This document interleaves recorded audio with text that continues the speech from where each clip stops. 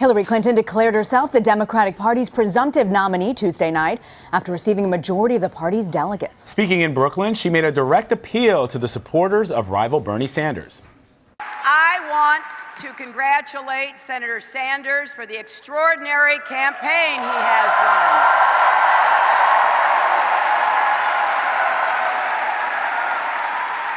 He has spent his long career in public service fighting for progressive causes and principles, and he's excited millions of voters, especially young people. And let there be no mistake, Senator Sanders, his campaign, and the vigorous debate that we've had about how to raise incomes, reduce inequality, increase upward mobility have been very good for the Democratic Party and for America. Kristina Schake, Deputy Communications Director for Secretary Hillary Clinton, is here with us now. Hey, good to see you. It's such a pleasure to be here. So, listen, this is, I'm looking at the New York Times here. Before we even get into this is a historic moment. Yes. No matter what side of the aisle you're on, the first female presumptive nominee of a major party for the presidency of the United States. Yes, it was just such a meaningful night last night. And I think for all Americans, no matter what party you're, this was a real milestone. Yeah, for sure. But, it's interesting. Senator Sanders gave a speech after Secretary Clinton spoke yesterday, and he didn't really make any mention. He didn't mention how historic this really was. What is your take on that? We absolutely understand. As Hillary said, he has run an extraordinary campaign. He has brought up issues that have really ignited our party and brought so much passion and energy and enthusiasm into this, brought millions of new people into this process, and she thinks that's been so good for the Democratic Party and so good for the United States. So we understand, Hillary, no one understands this better than Hillary, that this is a process. This is something she went through in 2008, and if you remember, she took a few days to kind of talk to her family and her supporters, and she absolutely respects that Senator Sanders needs to do that too. Senator Sanders certainly has a lot of momentum. People at one point, some folks thought he was a crazy guy from Vermont. There's no momentum. He's going to piddle out pretty early on. He didn't. He still has a great base, a great strong support. How do you move forward without isolating his supporters? Hillary really understands this, because in 2008, when she conceded the election to then Senator Barack Obama, 40% of her supporters said they would not vote for him. And she just went out there and talked to her supporters, and Senator Obama at the time worked really hard to win her supporters over, and it was a process, and we expect that to be the case here too, but we feel very, very confident that there's more that unites us than divides us, and we'll come together as a party. Kristina, Secretary Clinton has struggled with white male voters. She struggled with young people. Bernie Sanders has galvanized those people. Donald Trump has reached out across the aisle to the supporters of Bernie Sanders. I want to know what Secretary Clinton's message is to those groups that she's not been able to win over.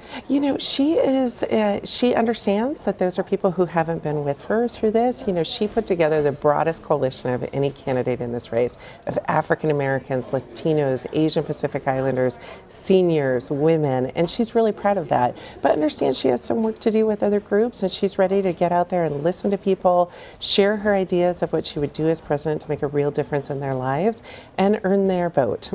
So she's looking forward to that process, and it's hard for us to imagine that Senator Sanders supporters who really care about raising wages in this country, making college more affordable, that they would vote for a candidate who doesn't believe in those things, who actually thinks we shouldn't have a federal minimum wage, who wants to deport 11 million hardworking immigrants. It's hard to imagine that his supporters would share any values with Donald Trump, but Hillary's going to get out there and really work hard to earn their support. The crooked Hillary line must hurt. That must really hurt.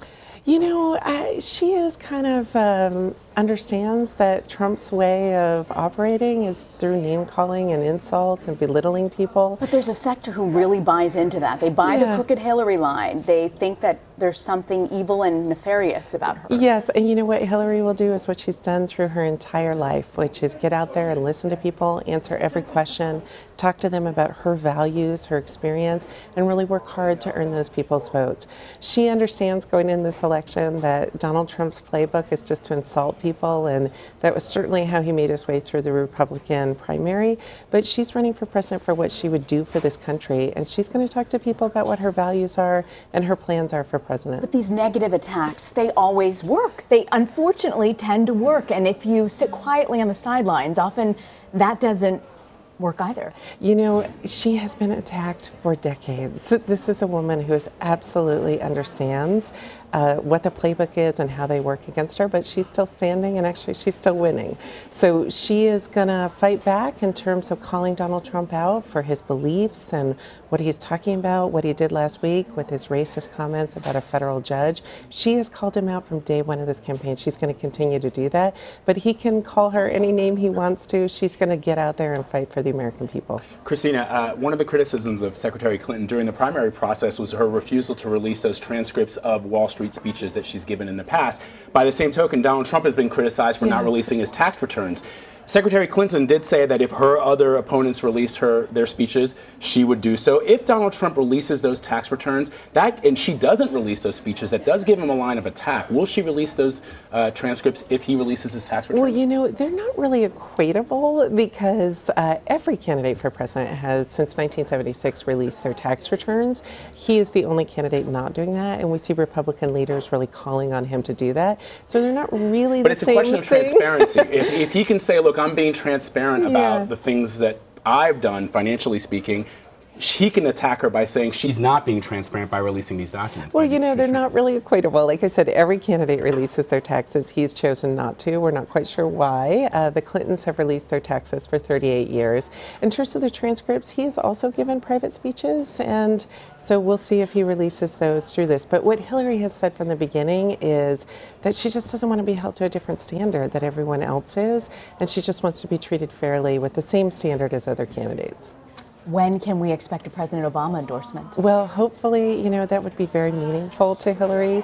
She was so proud to serve in his administration. She considers him a friend, and, you know, he's been an extraordinary president for this country, and so it'd be very meaningful to her to earn his endorsement. What kind of discussions, if any, are you having with the Sanders campaign, and has she spoken at all to Senator Sanders from last night to today, or does she expect to, other than the meeting that they're going to have with the president? You know, she actually called him last night to congratulate him on his extraordinary campaign and all the passion and energy and great ideas he's brought into this. She thinks it's been really good for the party, and she's really proud of the campaign that these two have run versus what we've seen happen on the Republican side. So they spoke last night. Our campaign manager spoke last night, and we'll see what happens over the next few days.